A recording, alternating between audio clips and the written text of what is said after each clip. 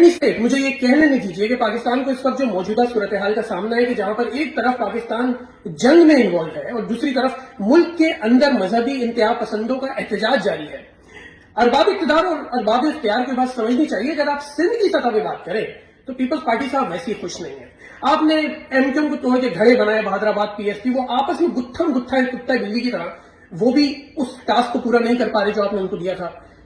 ہو سکتا ہے کہ جنگی صورتحال کی وجہ سے سراب ووٹ اور عناصر اسکواڈ سے اب آپ کو کوئی چیلنجز کا سامنا ہو، یا ہو سکتا ہے کہ مذہبی انتہا پسندی کی وجہ سے آپ کو کوئی چیلنجز کا سامنا ہو.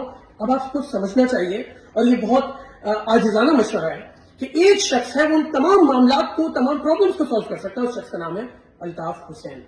الطاف بھائی سے بات کیجیے، کیونکہ ہر سوال کا جواب الطاف. اور ویسے بھی دنیا جانتی ہے کہ امن و امان کو قائم کرنے کے لیے ہم کس طرح ڈسپلن قائم کر سکتے ہیں. اور پھر اگر مذہبی انتہا پسندوں کی بات آئے تو پھر ہم لبرل بھی ہیں، ہم پروگریسو بھی ہیں، ہم ڈیموکریٹک بھی ہیں. تو پھر ارباب اقتدار اور اختیار جن کے ہاتھ میں طاقت ہے ملک کی، ان کو چاہیے کہ وہ الطاف بھائی سے پابندی ہٹائیں، تاکہ الطاف بھائی اس کٹھن اور کڑے وقت کے اندر ملک کی خدمت کر سکیں.